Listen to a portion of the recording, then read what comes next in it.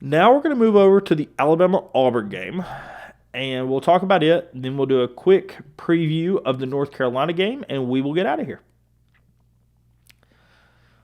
So for the Alabama-Auburn game, I was in attendance for this one, and this game was really a showcase of how good Alabama's defense is and how elite Milroe can be running the football, right? It kind of was a combination of those two things. Also, Jeremy Bernard's breakout game. All right, those are kind of the three big things that happened in this one. First and foremost, we look at Jalen Milroe, and he ends up passing for 256 yards in this one. 111 of that was to Jeremy Bernard. He was by far the best receiver Alabama had in this game. Ryan Williams, for whatever reason, didn't have a bad game. He goes 3 for 53, but he was a little in his head. He does have a fumble in this one. He also drops what would have been a touchdown deep ball. You could tell he was kind of pressing a little bit, obviously, with the competition between Alabama and Auburn. I'm sure this game meant a little bit more to him, and that may have played into why Jeremy, kind of was able to be, as a veteran, settle him down and play a little better. But that's a big one. Jalen Milroe is phenomenal in this one. He goes 18 of 24. He does sail one that ends up getting picked off that you really don't want to see.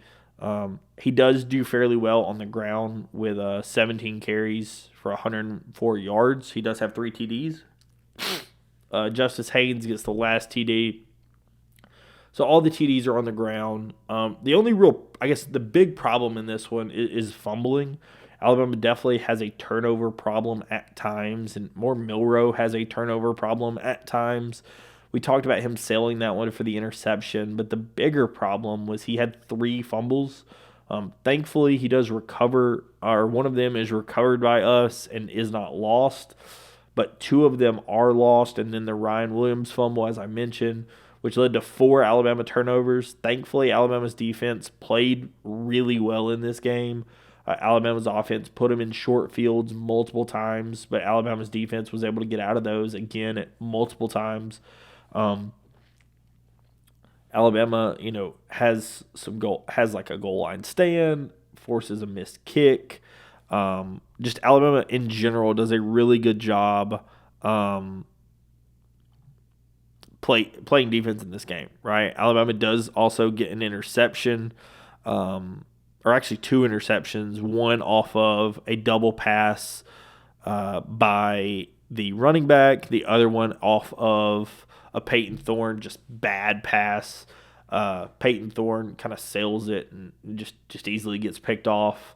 And in general, this is I don't want to say a super easy game, but this, outside of the start when it really felt like Alabama couldn't hold on to the football, this turned into a fairly straightforward Alabama win. Alabama was up by 21. Outside of the antics that happened as related to the blocking and pseudo fight that happened on Auburn's sideline where Devontae Smith was being blocked. And then it really felt like kind of he got jumped on the sideline. Malachi Moore and others came in his defense, and somehow Alabama gets 2 unsportsmanlike conduct penalties and Auburn gets 0. At a minimum, it felt like it should be offsetting penalties, but Alabama's the only one that gets a penalty.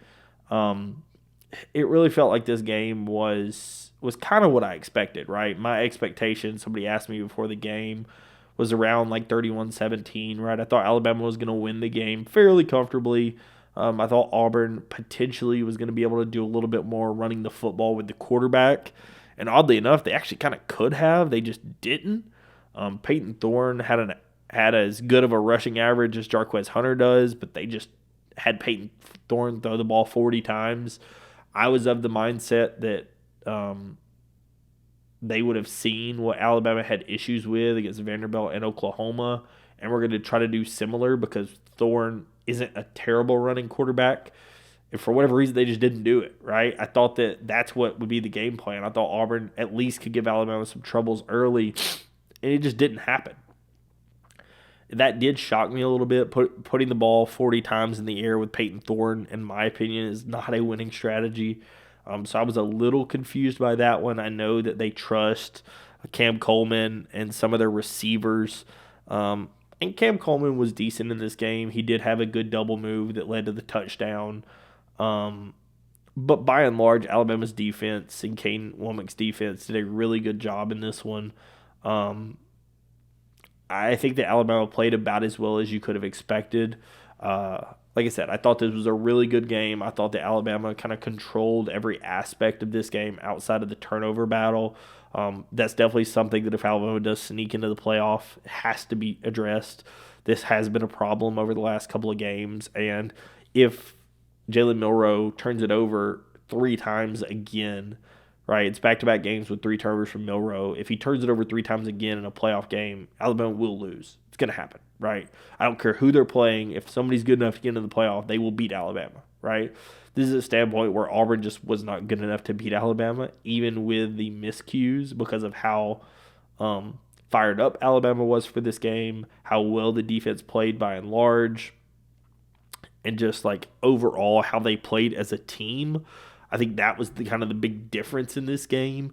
A guy like Malachi Moore was flying all over the field. He ends up breaking up quite a few passes and delivers some big hits.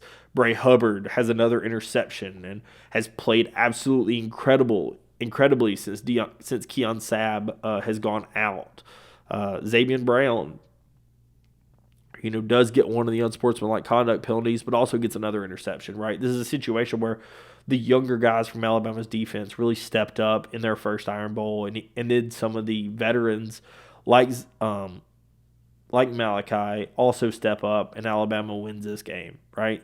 So I thought that, the key to this one is definitely your defense. The offense at times was okay, at times did not look ideal. But overall, Milroe's legs keeps you in it. I was confused at Auburn's game plan with not running Thorne quite as much as I thought they were having some success doing. But nevertheless, Alabama wins the game. Alabama wins it comfortably, and the Iron Bowl stays in Tuscaloosa. And, right, so awesome, right? They preserve their chances at a college football playoff. Again, I'm recording this on Monday, December the 2nd. Based on my predictions, I think that Alabama needs SMU to win the ACC to get the automatic bid to be in the playoff. My personal thoughts are if Clemson wins the ACC, SMU is in over Alabama. However, if SMU wins the ACC, Alabama gets in at the 11th spot, and then the Big 12 champion gets slotted in at the 12th, right? So that's what my personal expectation is. I think that South Carolina or Ole Miss is going to be the first team left out. Probably South Carolina due to how well they've played here recently, especially like with the win against Clemson and such. So that would be my personal expectation. Again, I don't know this for certain. The playoff ranking will come out on tomorrow, but that's what I would be thinking. Again, we can talk about this a little bit more in detail for the next episode that's going to be recapping